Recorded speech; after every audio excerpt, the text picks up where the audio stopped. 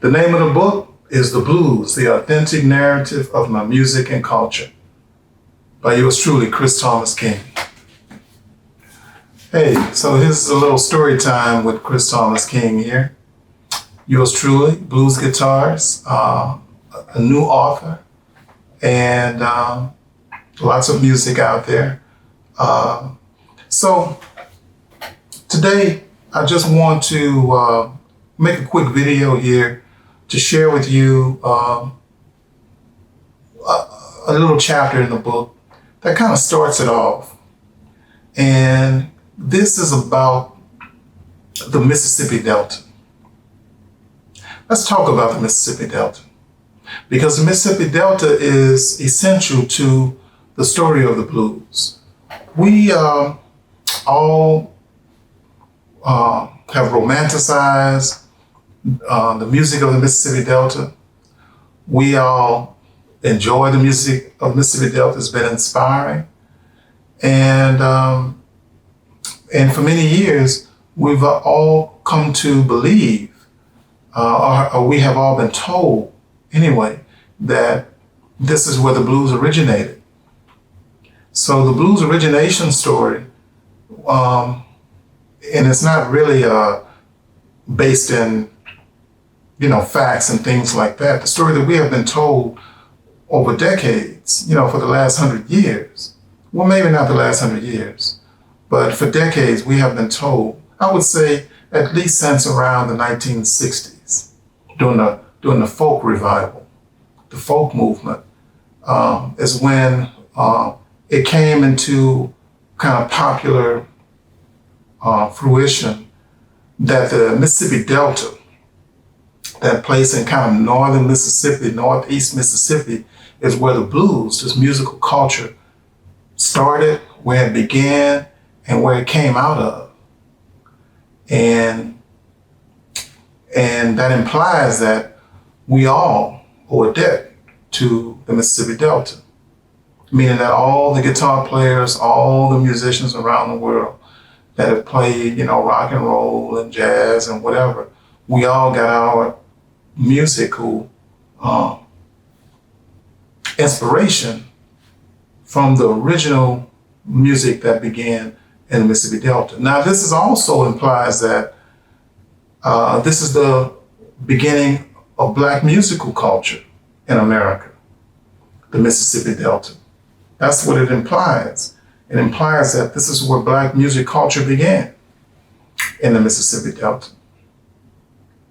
Now, let me define for people who've never been to Mississippi what we're talking about here. We're talking about up around, there's a lot of counties here in Louisiana, we're parishes. But in the Mississippi Delta, we're talking counties like most of America. And Coahoma County is one of the most important counties of Mississippi Delta lore, folklore, or, mythology. So we're not talking about Jackson, Mississippi, the capital of Mississippi, named after the late President Andrew Jackson. We're not talking about Jackson, Mississippi. We're not talking about Vicksburg even. Vicksburg was very famous during the antebellum period as one of, it housed a lot of mansions, slave mansions. Most of the slavery was taking place across the river in Louisiana. Louisiana was notorious. Louisiana was notorious during slavery. It's very harsh. But a lot of the wealth and a lot of the plantations was built on the Mississippi side of the river because there was less flooding on the Mississippi side. It's a little bit of a higher ground, so to speak. There was flooding, no doubt, but it was a bit of higher ground. So the antebellum Mississippi Delta is where a lot of people get lost. At least a lot of the books that have been written about the Mississippi Delta, this mythologized place in kind of northeastern Mississippi. We're talking beyond north of I-20. That's when you kind of start getting into what we call the Mississippi Delta. But this is all mythology. These are kind of fairy tales or mythology about the Mississippi Delta. Because that scientifically, the Mississippi Delta scientifically, and this is going to, I'm just trying to, a lot of people have been hypnotized by folklorists. They've been hypnotized by musicologists and these social scientists or pseudo-social scientists that come down and do experimentations on Black people and write these pseudo-histories about, Black people as though Black people are some type of National Geographic species that you come and study, with all your sociology and all your, Ivy League methodologies. So these are people who wrote the history of the blues, musicologists and folklorists. Hasn't been told by people from the Delta, or haven't been told by Black people, period, other than in an oral history, but it hasn't been written, by Black people until my book came along, the authentic narrative of the blues and my culture and music therewith. We can get into Leroy Jones and a few other writers who have also written some history. But this is what I call the first authentic history of the blues, especially written by someone from the culture. So back to the Mississippi Delta. Why am I calling that a myth and a mythology? I'm calling it a myth and a mythology because we have been hypnotized, and to wake people up from the hypnosis, you just have to remind people that New Orleans is the Mississippi Delta.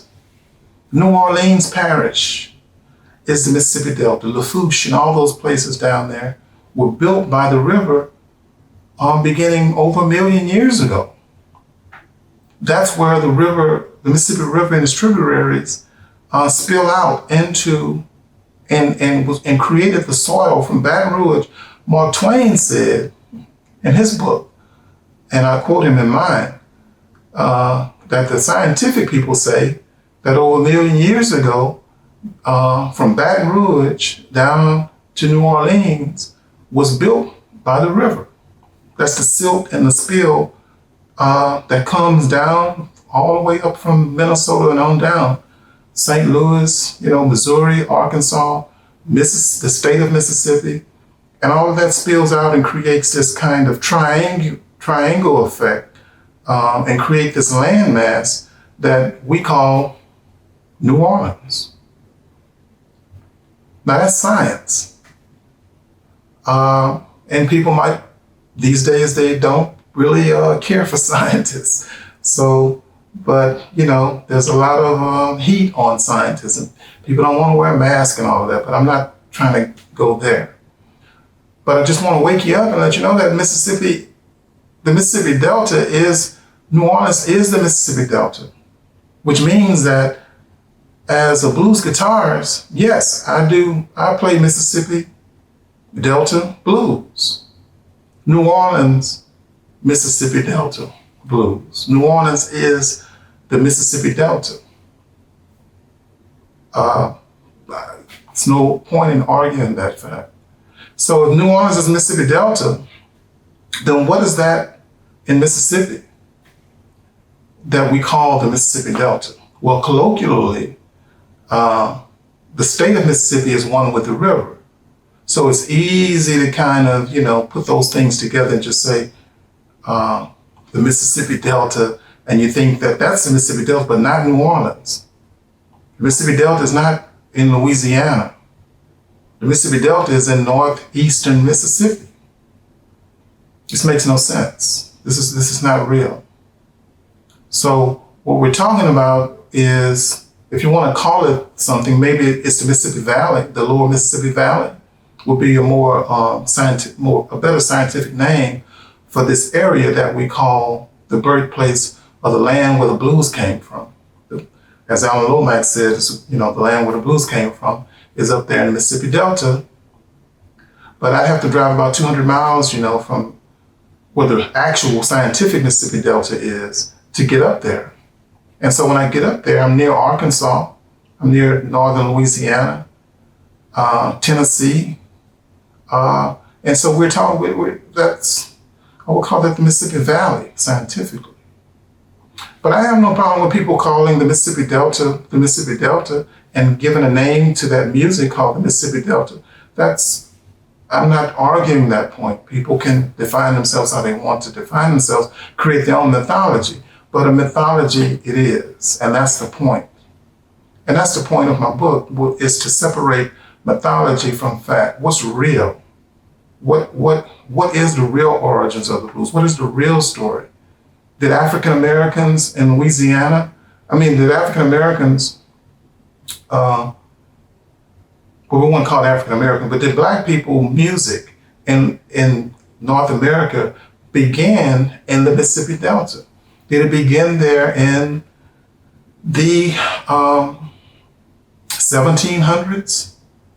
Did it begin there in the 1600s? What about the 19th century? What about the antebellum times during slavery? Because that's kind of what is insinuated or what is imposed in a lot of school books and a lot of documentaries and things. They make it like some Black person, maybe a slave or someone just after slavery, got a hold of a stick, and then he figured out how to put some fishing twine on one end of the stick and some fishing twine on the other end of the stick, and then he started making a sound. And after he made that sound, he started moaning and groaning, and then the blues came out, and the blues was born. And Black people, were, introduced to music. Like that's our origin of music. That's what you're left with. That's what you're left to absorb by this. That's why the mythology is so crazy, because Black people invented music. And I don't know how many years ago, but they invented music. I don't know if it was 1 million years ago, but I know they invented music, and the musical instruments that are used to play the blues can be found in ancient Egypt that goes back, 3,500, 5,000 years maybe. 5,500 years, 6,000 years ago, these instruments, the trumpet, yes, the trumpet is an African instrument that Black Africans created in Egypt. Same with the guitar. Same with the hand drums and the cymbals and the tambourine and these instruments. The progenitors of all blues instruments, including the piano, dates back to Africa. So this idea that this notion that some slave, got a board or some former slave got a board and a wire, fishing twine and hit that and started making some music, and that's the beginning of Black musical culture. And then I go to Broadway and I see plays on Broadway that take this kind of foolishness and create stories about it. I see movies coming out of Netflix and places that use this silliness as being, Black history and American history. And this is, we gotta stop it. Let's just stop that. Those stories, and then musicians that play into these narratives. Some musicians might not know any better, but a lot of musicians play into the narratives because they want to get gigs. They want to be accepted. They want to get invited to the blues festival. They want to play the juke joint. They want to make a little money. What harm is it to play into the trope? Well, there's some harm in it because it does it might be a short-term gain, but long-term you're playing into white supremacy and these stereotypes and narratives that they have, about Black history and who we are, the dehumanization of Black people, that somehow we weren't civilized, or we're incapable of creating music harmony and science and all this stuff. And Black people invented these things. Music harmony was invented by Black African people. Pythagoras and all this stuff. This is, if there was a Pythagoras, these people came thousands of years later, talking about music harmony and these kinds of things. So that's why this Delta idea that the blues came out of Mississippi, the Mississippi Delta, scientifically it's not correct. And it does harm when you give that kind of notion that Black people were just kind of waking up to music harmony, that they were, that they gained from Europeans. Of course, people are influenced by music. I've traveled all over the world. Traveled to Africa when I was researching my book, to West Africa. Been to China, Russia, all these places. I've been around the globe a few times, like a lot of musicians. But in the last decade or so, as I was traveling, I took time out on my sojourns to do research, do interviews, try to go places. I went to Abuja, to the University of Abuja, and did some workshops, and that's in Nigeria, and got their notion of what this music was or where did the blues come from. And what's missing in this origin story is the instruments, the African instruments, the progenitors. They left Africa and made their way into Spain. The guitar left Northern Africa. It originated in Africa. And the guitar, the instrument that I play, made its way into Spain as the Moors moved into Spain and took control of it. And then it later found its way into Spanish Louisiana. And more than that, we have evidence of this Spanish Moorish guitar at Congo Square when it was drawn by a British architect. And the year, I believe we have an eyewitness account of that, and before photographs and all that was available. That technology didn't exist. But a hand-drawn three-dimensional photo of this Moorish Spanish guitar. The guitar of Congo Square, I call it. But for years, people called it a banjo, because the architect in his notes, he wrote that it was a banjo, but it was not a banjo. It was not a banjo. And if it was a banjo, you might connect that history with Western Africa. Because you follow the history of the banjo or the banjur, or there's lots of different, kanting. There's a lot of different names for this instrument. And you can trace it back to West Africa and other parts of Africa. But a banjo does not have a sound hole in the middle of it.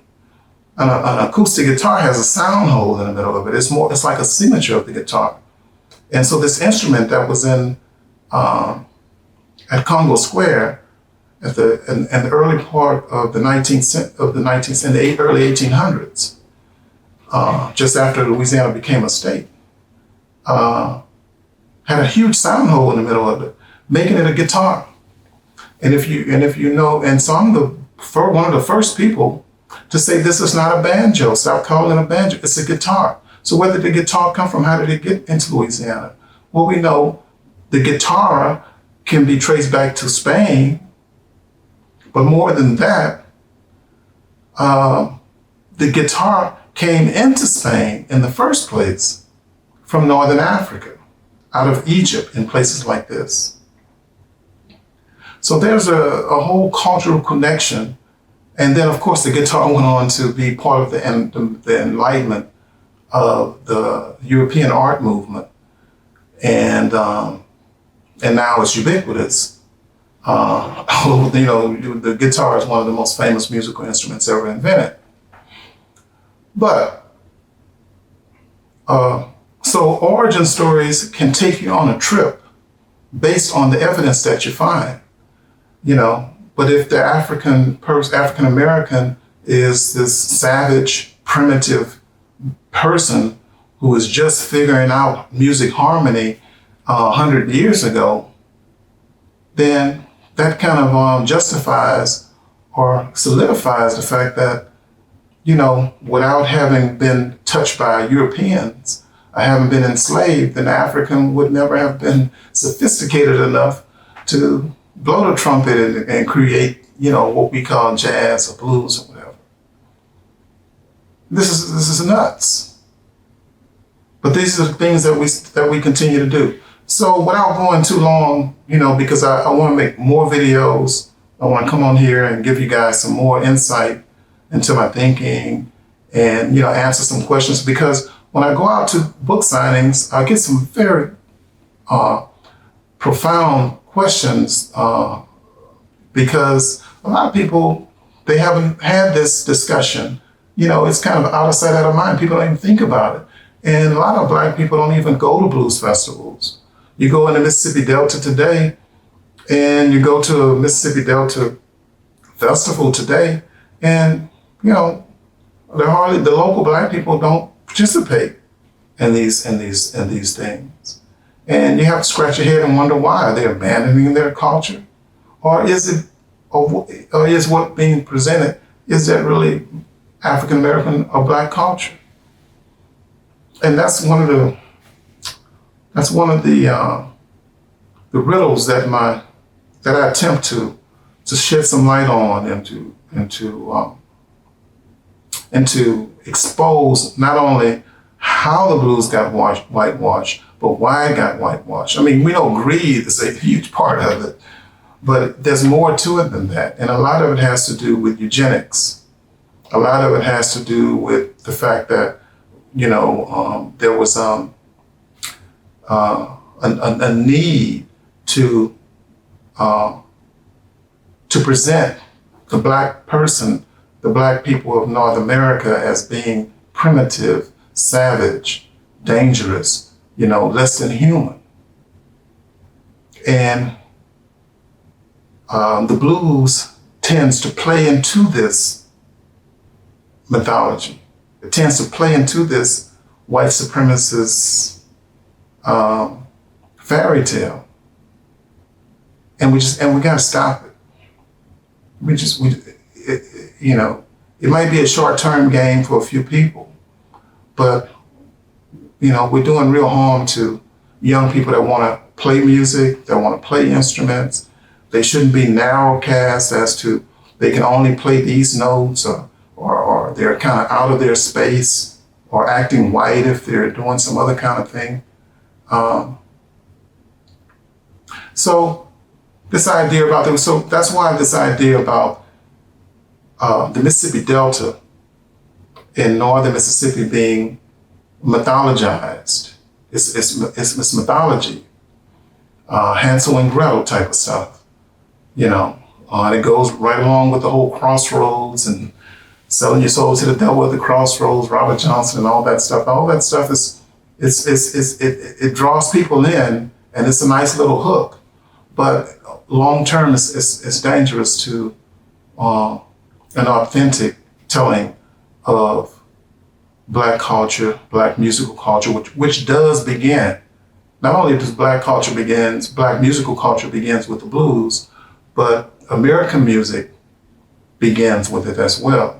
And so it's important, I thought, to try to get the story straight. So this idea that the Mississippi Delta is actually the Mississippi Delta, as though it's the Mississippi Delta, let's just stop it. New Orleans Parish, Lafourche, and all these places down here at the foot of Louisiana is the Mississippi Delta. As Mark Twain said, it was built by the river over a million years. And there's such a thing as New Orleans, Mississippi Delta blues. And that's the music that I perform. I do enjoy the Mississippi Delta music, but it's a derivative of Louisiana's music. Louisiana is the birthplace of the blues. New Orleans is the birthplace of the blues, of the Mississippi Delta blues. And it's a derivative up there in Mississippi. And so, and we'll get into that because I have a lot to share. And so it'll take several videos to get through it all. And I hope you guys stick around with me and share these videos with your friends and all that kind of good stuff. And if you have some questions or some things you want me to touch upon, or you have some questions or just some comments, feel free to express yourselves, and I'll try to answer some of those questions, or maybe, take them up in some way. So again, the book, it's available at Amazon, and it should be in your local bookstore. You can call them and order it if it isn't. It's called Theblues, the authentic narrative of my music and culture. Thanks for listening.